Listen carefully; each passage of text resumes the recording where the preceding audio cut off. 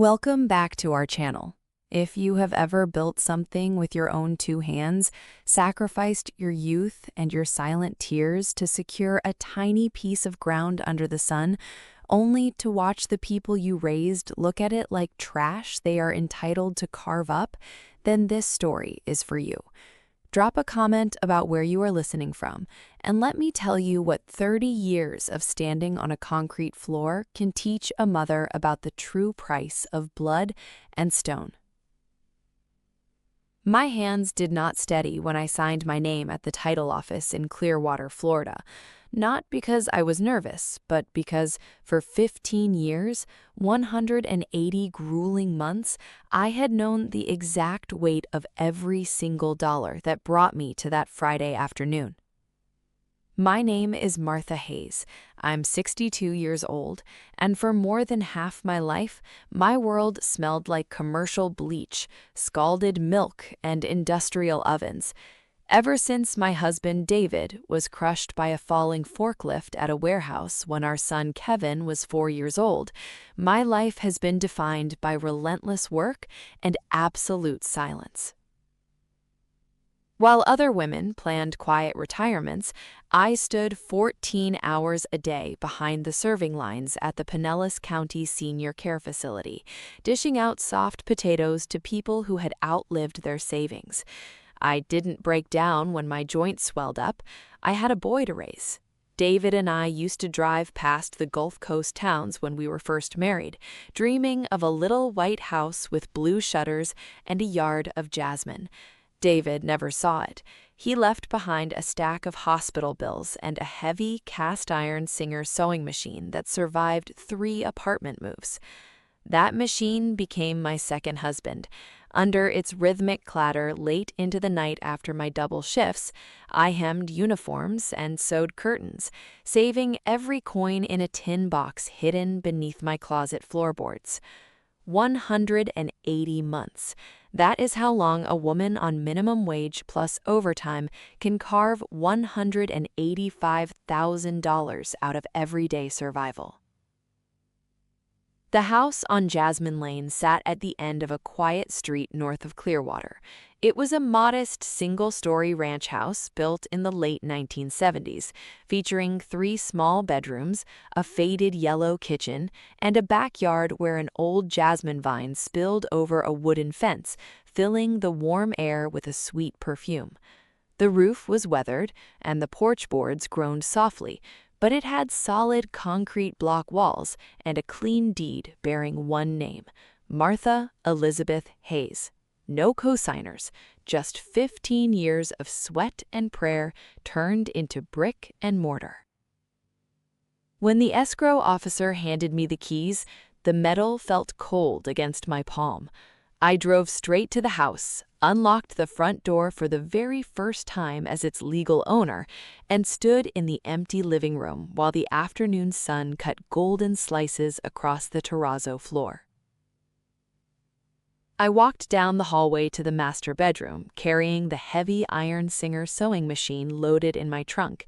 I set it gently against the far wall beneath the window, pressed my palm flat against its cold iron surface, and whispered to the empty room, "We made it, David. We finally have a place to rest."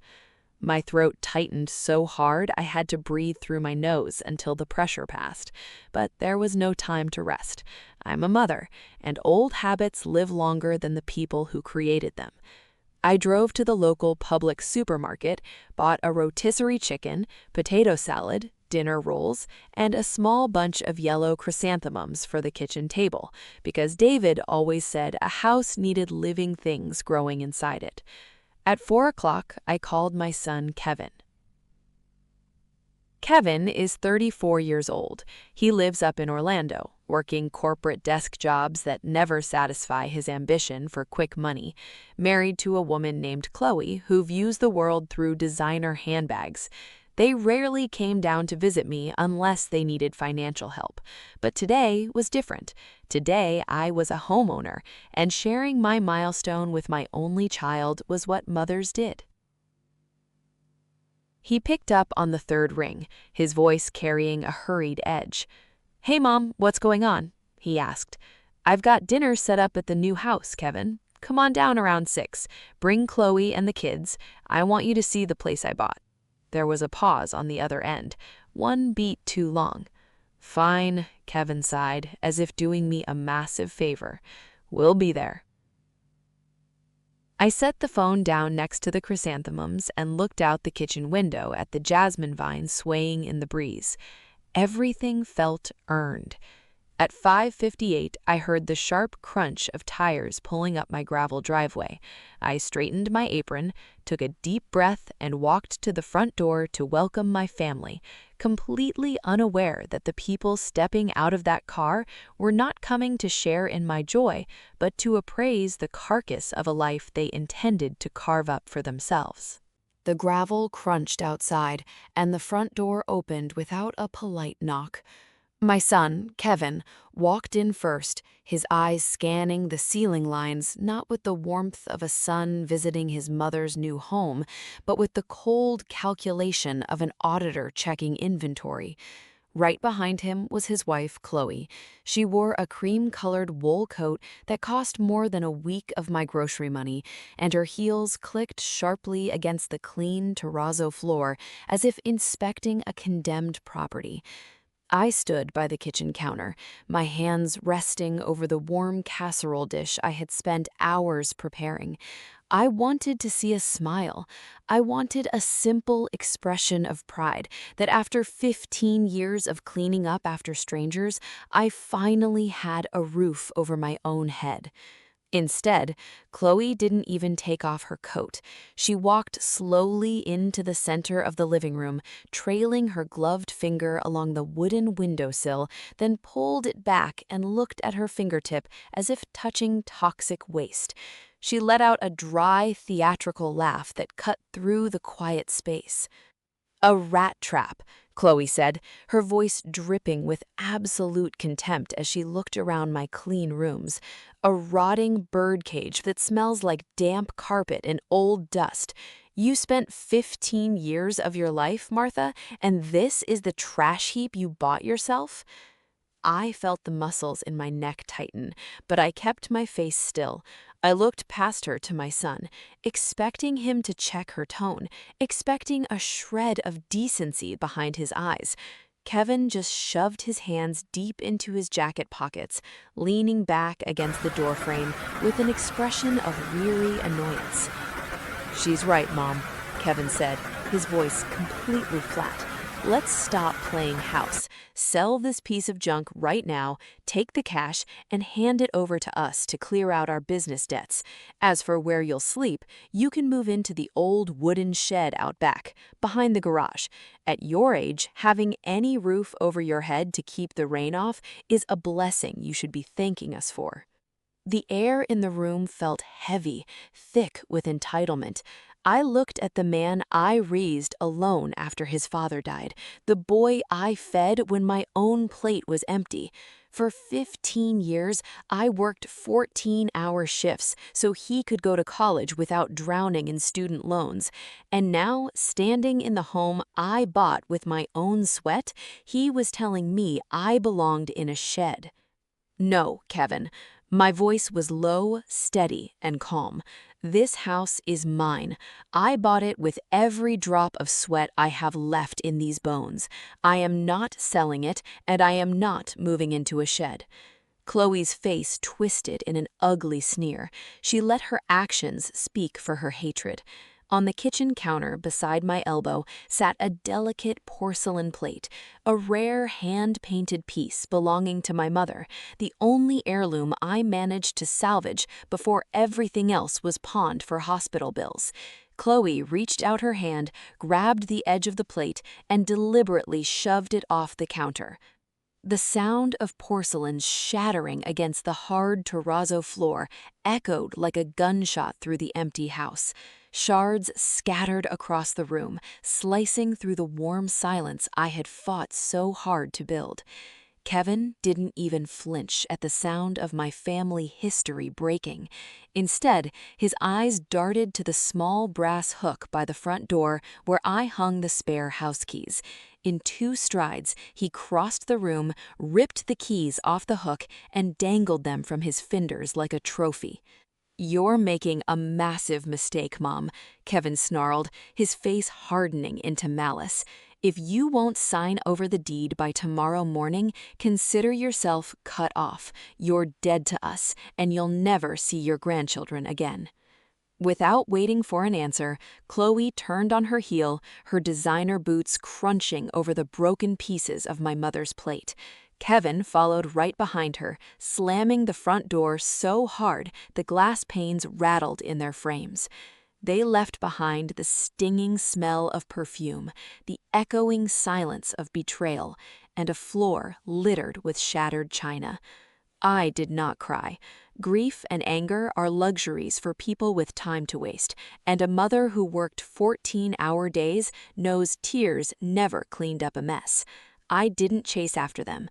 I walked slowly to the kitchen drawer, pulled out a small broom and dustpan, and knelt on the floor.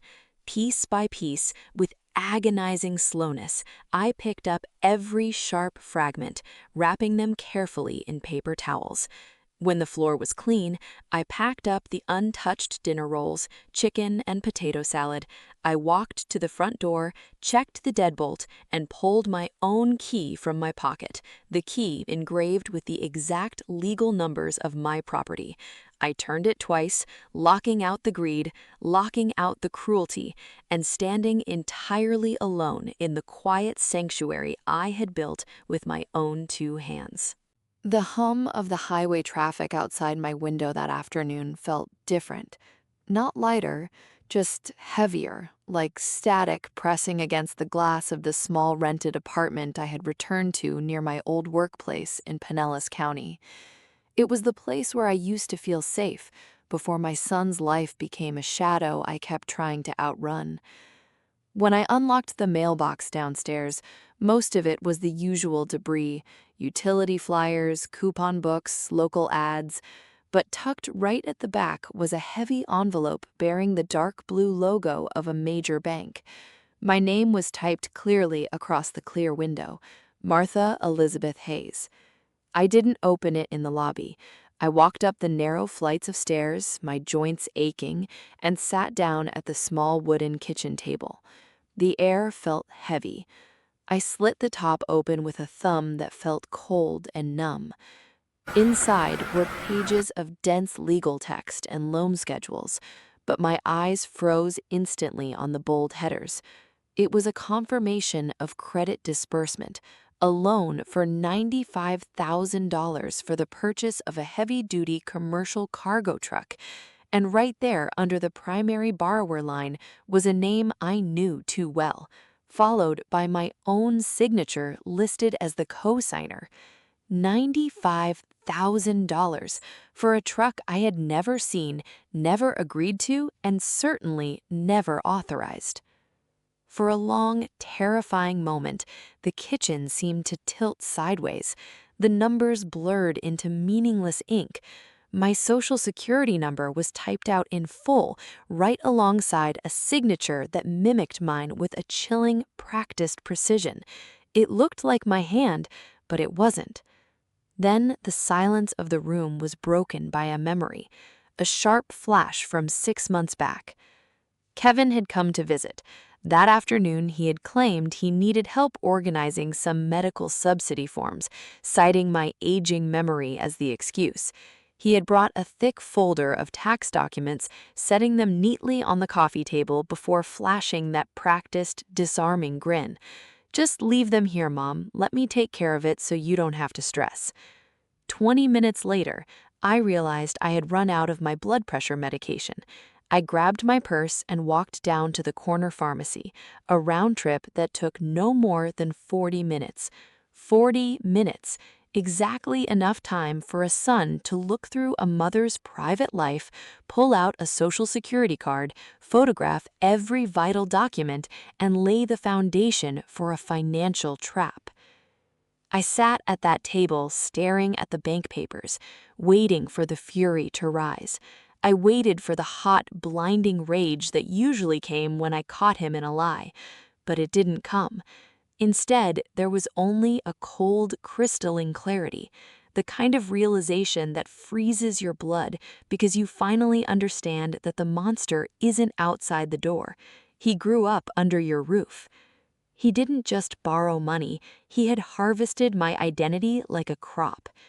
Many people ask me why I didn't pick up the phone that rang and scream at him, why I didn't dial his number and hurl curses through the receiver. But when you have watched someone burn down every bridge they cross, screaming is a waste of breath.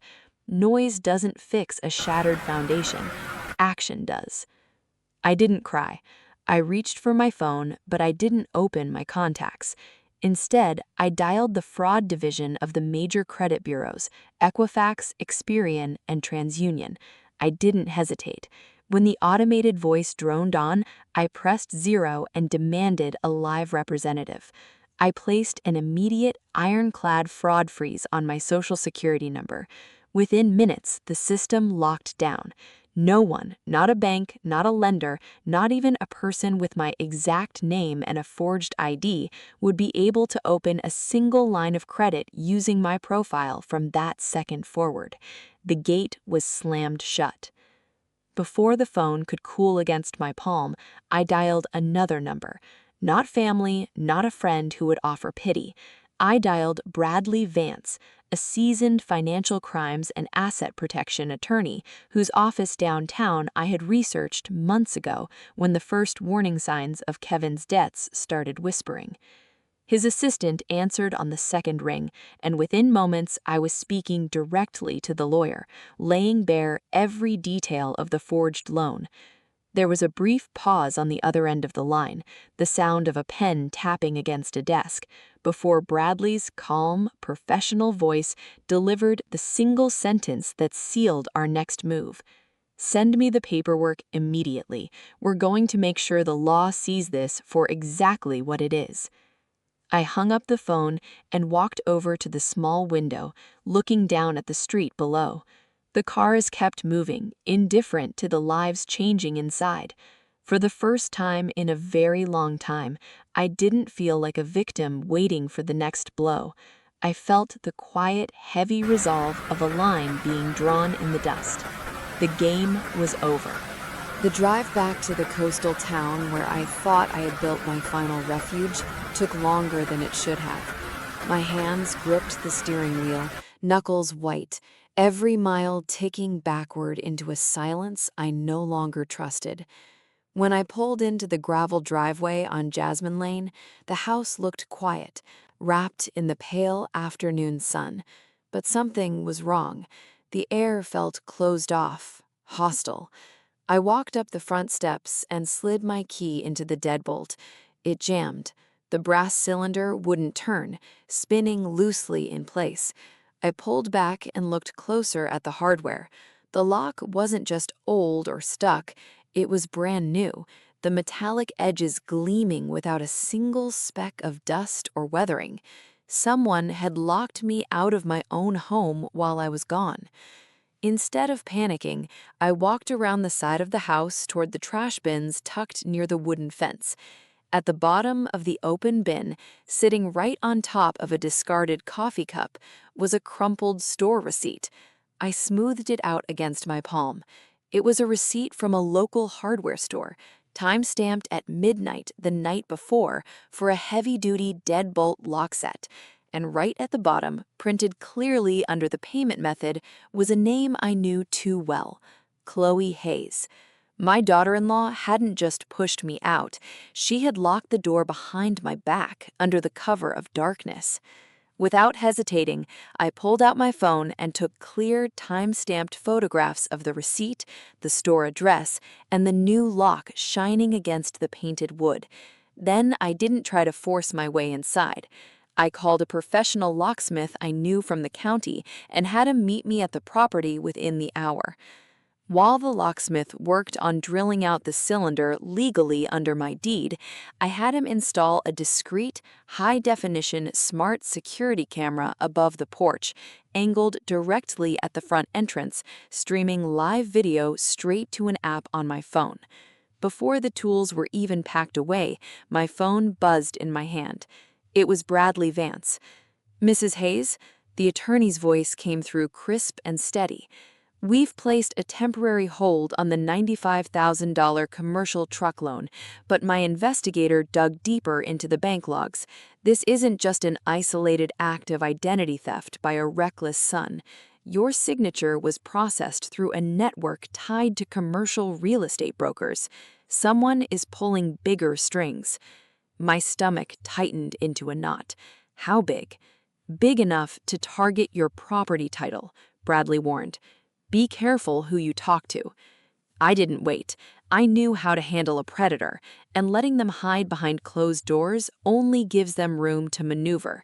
I sent a text message to Chloe asking to meet at a public outdoor cafe downtown, right under the afternoon sun where open spaces protected everyone's rights and left no room for twisted accusations. When Chloe arrived, she didn't look like a daughter-in-law caught in a scheme. She looked like a landlord evaluating a tenant. She sat down across from me without ordering anything, crossing her arms tightly over her chest.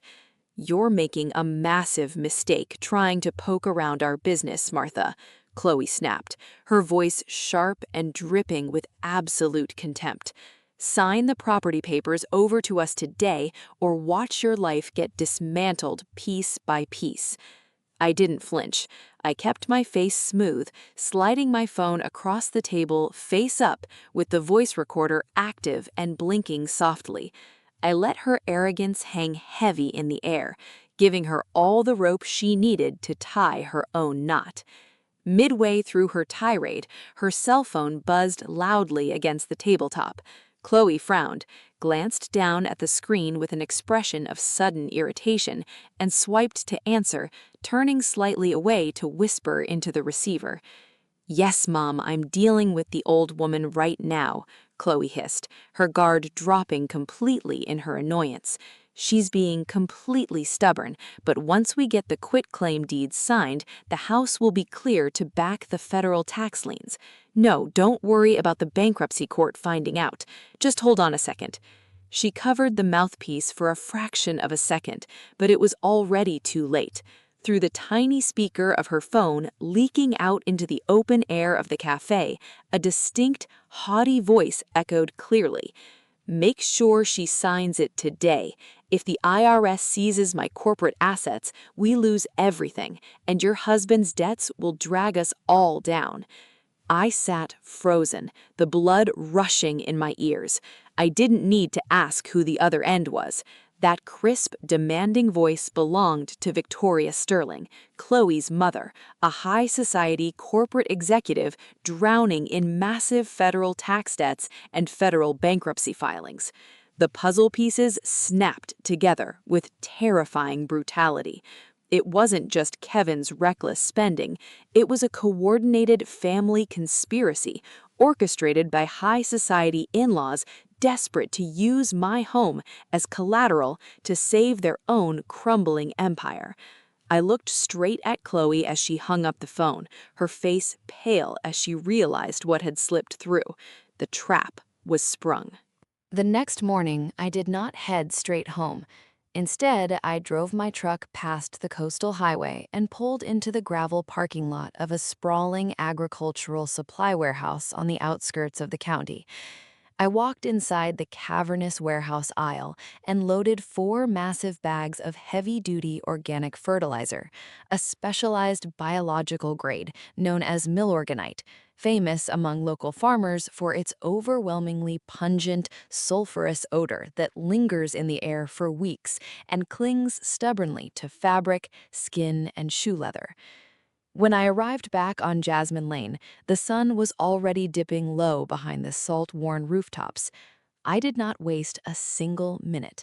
Pulling on a pair of thick rubber gloves and grabbing a sturdy garden spade, I walked out to the neat flower beds lining the front walkway. The very beds Chloe and Kevin had spent years praising for their pristine curbside appeal. I dug deep into the dark earth, turning the soil over and thoroughly mixing layer after layer of the foul-smelling fertilizer directly into the roots. saturating the ground with a suffocating, earthy stench that made my own eyes water in the damp air. As I shoveled the last mound into place, a heavy footstep crunched on the gravel driveway next door. I looked up to see Mr. Miller, a retired county police detective who had lived across the street for 20 years, leaning on his porch railing with a knowing, weathered half-smile spreading across his face. He sniffed the heavy breeze, glanced down at the open fertilizer bags, and offered a single quiet remark. "A bit late in the season for heavy plant food, Martha, but that stench is one hell of a deterrent for anyone foolish enough to prowl around in the dark." I gave him a slow, measured nod, keeping my expression entirely flat. "Just protecting what's mine, Arthur." By Saturday night, the quiet of the neighborhood settled into a heavy, suffocating stillness. I sat alone in the dark living room of my rented apartment miles away, my laptop open on the kitchen counter, watching the live stream from the hidden security camera I had installed above the porch. The digital clock in the corner of the screen ticked silently toward the dead of night. At exactly 2:25 in the morning, the infrared motion sensor on the camera flashed a sharp amber light, buzzing quietly against the wooden tabletop. The screen flickered, switching from infrared black and white to sharp high-definition color. A tall figure stepped into the frame from the shadowed corner of the driveway, wearing a heavy black hoodie pulled low over his forehead to conceal his face. But even in the grainy night vision, the clumsy posture, the narrow shoulders, and the furious stride belonged unmistakably to one person: my son. Kevin looked unhinged. His face was twisted in a mask of pure, unadulterated rage. His jaw clenched so tightly the muscles bulged even in the dim light. The recent collapse of his commercial loan and the sudden freezing of his financial lifeline had driven him to the edge of sanity. He wasn't there to talk, and he certainly wasn't there to apologize. He was there to destroy. With a muffled grunt of absolute fury, Kevin dropped to his knees right in the middle of the flower beds I had tilled that afternoon. He began clawing at the freshly turned earth with his bare hands, tearing up bulbs, snapping stems, and violently flinging the dirt in every direction. He kicked and thrashed blindly among the plants, completely unaware that the soil had been saturated with hours of chemical-heavy, sulfur-soaked fertilizer. As he scrambled frantically through the dirt, his clothes soaked up the concentrated, foul-smelling sludge. The pungent organic dust coated his jacket, smeared across his jeans, and soaked deep into his sneakers. He rolled and thrashed in the flower beds like a trapped animal, gasping and gagging as the suffocating stench filled his lungs, yet his destructive frenzy pushed him to keep ripping and clawing at the earth until his hands were caked in black, reeking mud. A lesser mother would have thrown open the front door, screaming threats, rushing outside with a flashlight to chase him down in a blind, emotional fury. But I stayed completely still. I didn't run out, I didn't shout a single word. I sat in the quiet shadows, watching the live monitor with a pulse that didn't skip a single beat. With slow, deliberate precision, I moved the mouse across my laptop pad. I accessed the secure local storage drive, selected the entire high-definition video file of the trespassing, the vandalism, and the frantic destruction, and packaged it into an encrypted digital folder. Within 3 minutes, I had fired off the complete, unedited package in 2 separate emails. The first went straight to the desk watch commander at the county sheriff's department, companioned by a formal complaint of criminal mischief and trespassing. The second went directly to Bradley Vance, attaching the time-stamped footage as definitive, unchallengeable proof of malicious intent. The digital transfer bar blinked twice, and then read, "Upload complete." I leaned back in my chair, watching the grainy playback of my son staggering out of the ruined flower beds, reeking of filth and howling curses into the empty night air. The net wasn't just closing around him anymore, it was already locked tight. The sun was barely climbing over the horizon on Sunday morning when the heavy rumble of a commercial engine shook the quiet street. I stood by the kitchen window, watching through the blinds as a massive U-Haul rental truck turned into Jasmine Lane and rumbled to a stop right in front of my driveway. The passenger door swung open, and Kevin hopped out, followed closely by Chloe. But they hadn't come alone. Chloe was holding her smartphone up high, the front-facing camera active, broadcasting live to their social media followers, with a performance so theatrical it made my stomach turn. Hey everyone, we're finally here at Mom's place to move back in and take care of her full time, Chloe wailed into her phone screen, her voice dripping with toxic sweetness for the digital audience watching live. Family always comes first, no matter how stubborn she gets. I didn't wait for them to walk up the steps. I opened the front door and stepped out onto the porch, my expression entirely stone cold. I didn't engage in a shouting match or waste my breath arguing with their public performance. I simply pulled out my phone and dialed 3 digits. Within minutes, the wail of a county sheriff cruiser echoed down the street, its red and blue lights flashing against the salt-bleached fences. A seasoned deputy stepped out of the cruiser, resting a hand on his utility belt as he walked up the gravel path. Kevin rushed forward, putting on a frantic display of aggrieved filial devotion. "Officer, thank God you're here. My mother has locked us out of our own family home, and we're just trying to move back in to care for her." The deputy raised a gloved hand, cutting him off cleanly. "Step back, son. I need to see proof of legal occupancy or property ownership right now." Kevin blinked, his rehearsed performance stuttering into a sudden, awkward silence. He shifted uncomfortably, his hands fumbling in his pockets. I don't carry the physical deeds around, officer. Everyone knows I'm her son. This is my family home by right." The deputy didn't even blink. "Bloodline isn't a property title, son. Produce a valid deed or clear out of here immediately." Seeing him trap himself in his own web of entitlement, I stepped forward and slid a heavy plastic folder out of my coat pocket. I opened it and held up the original county certified property deed, the official red county seal catching the sharp morning light. "The property is registered 100% under my name, officer," I said, my voice cutting through the morning air with absolute finality. "They have no legal right to be here, and their presence on this land constitutes active criminal trespassing." The deputy glanced at the embossed red seal, then turned his gaze back to Kevin and Chloe, his tone dropping into a stern, authoritative command. "You heard the homeowner. Move that rental truck off this property within the next 5 minutes, or every single one of you will be booked and hauled downtown for criminal trespass." Chloe shrieked in absolute fury, her phone camera dropping sharply as panic replaced her live stream persona. "You can't do this. We'll sue you for everything you're worth, you ungrateful old—" "Shut your mouth, Chloe," Kevin hissed, grabbing her arm as the neighbors began pulling back their curtains to watch the spectacle unfold.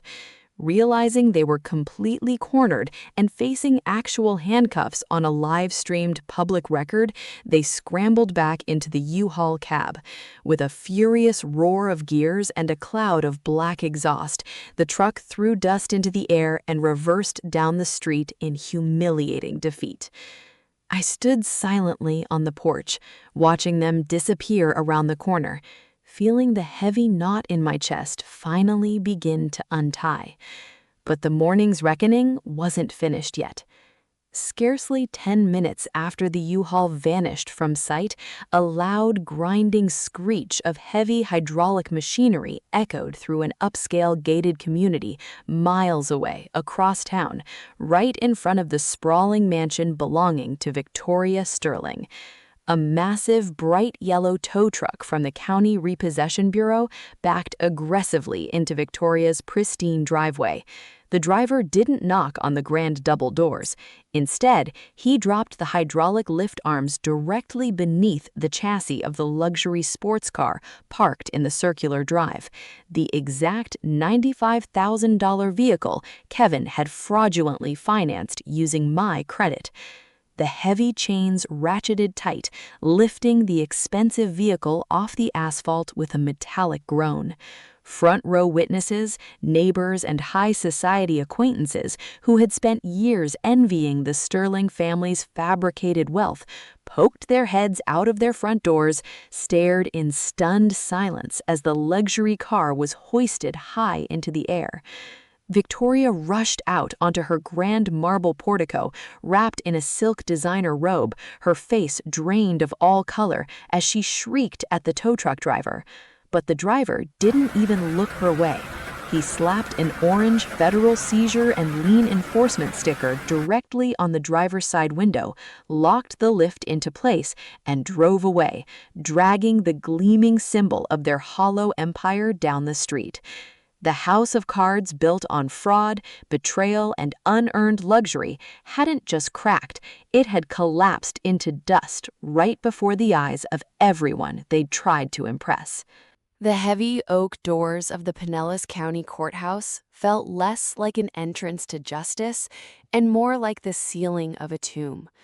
Inside, the fluorescent lights buzzed with a dry, unforgiving hum.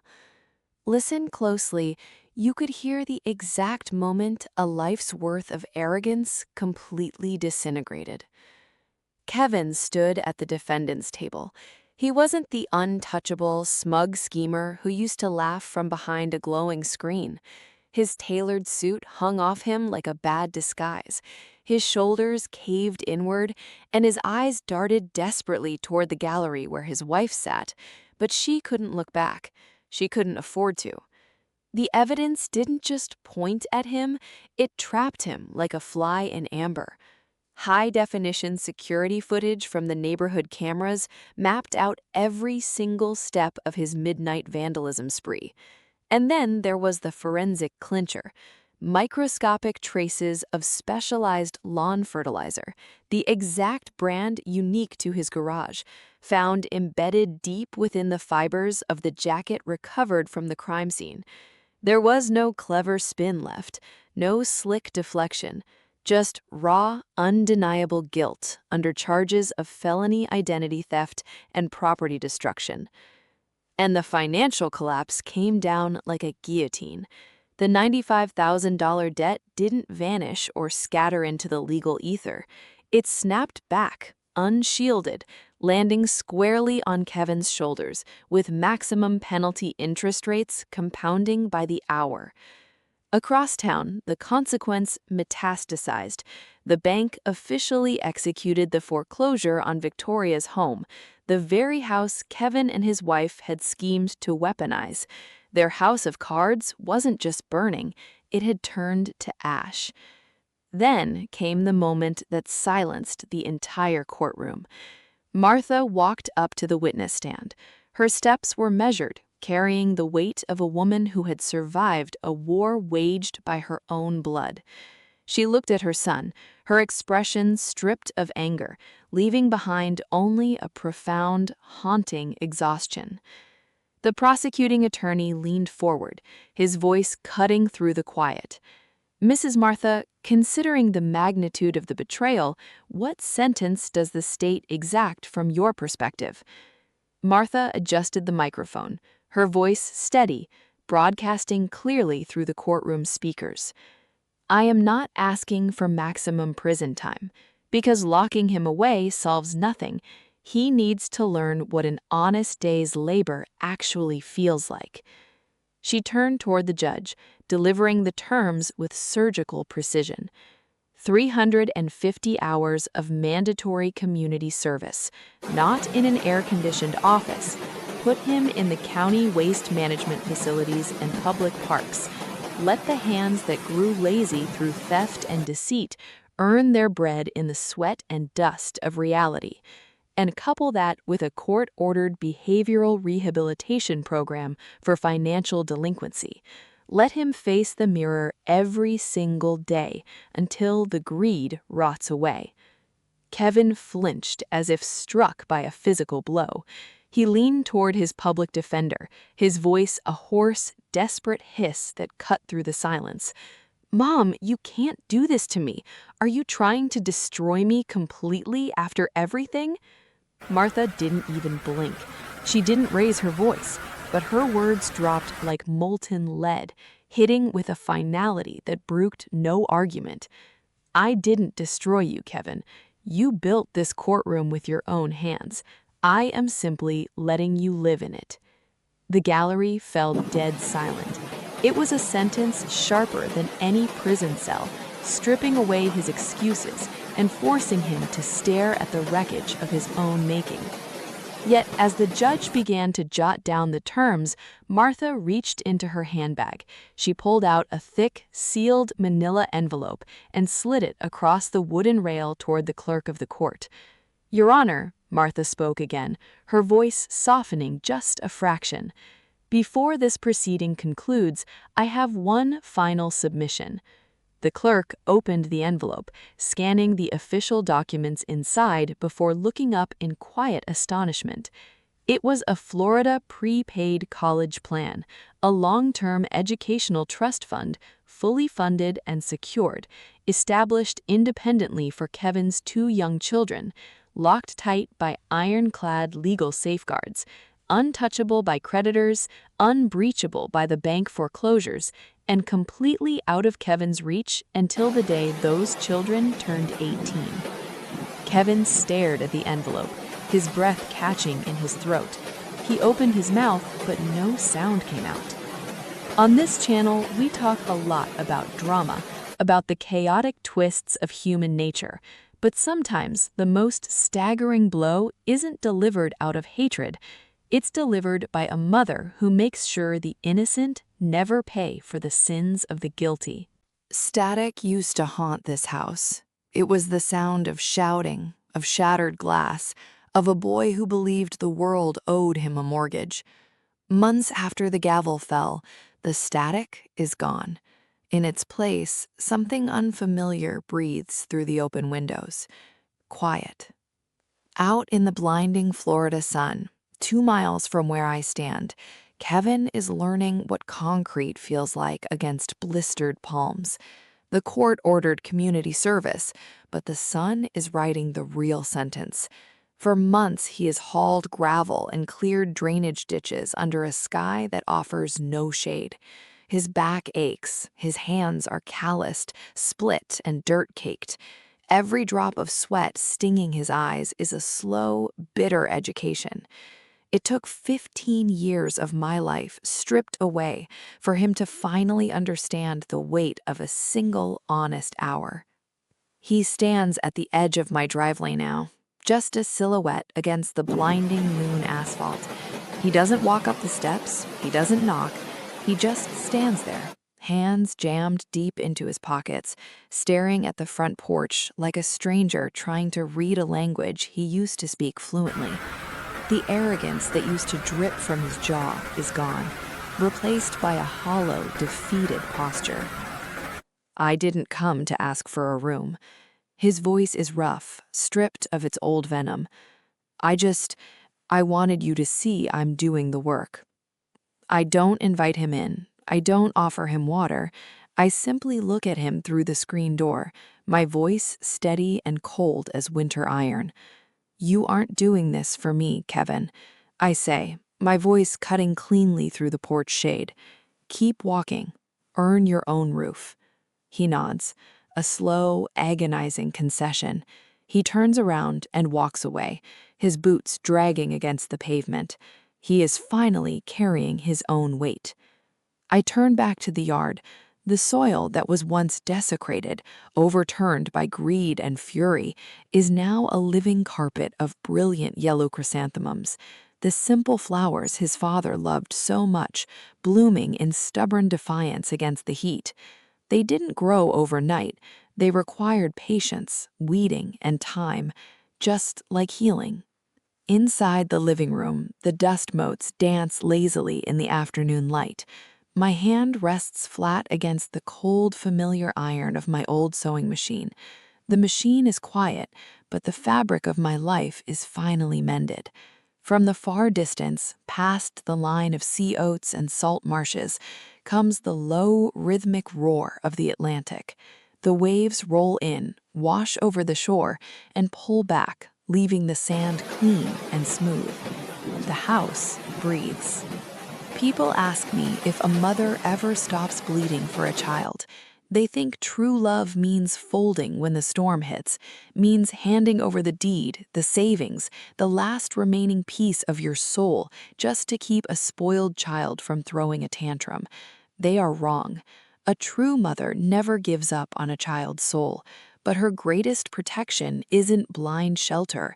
Sometimes the most fierce, terrifying act of love you can offer is locking the front door, stepping back, and forcing them to face the law, the dirt, and the mirror until they finally learn how to stand on their own 2 feet.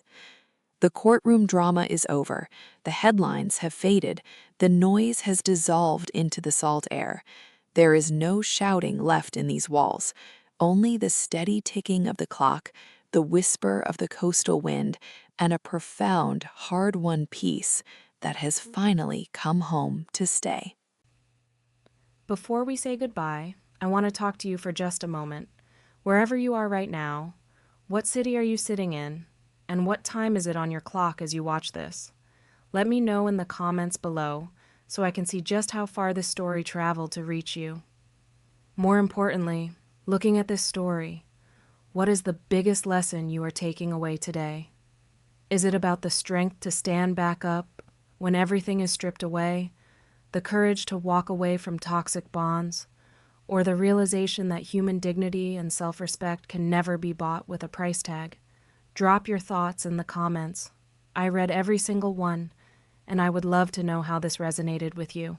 If this story touched your heart, please hit the like button, share it with someone who needs to hear it today, and subscribe to the channel so you never miss our next story. Thank you so much for watching. Stay strong, protect your peace, and I will see you in the next video.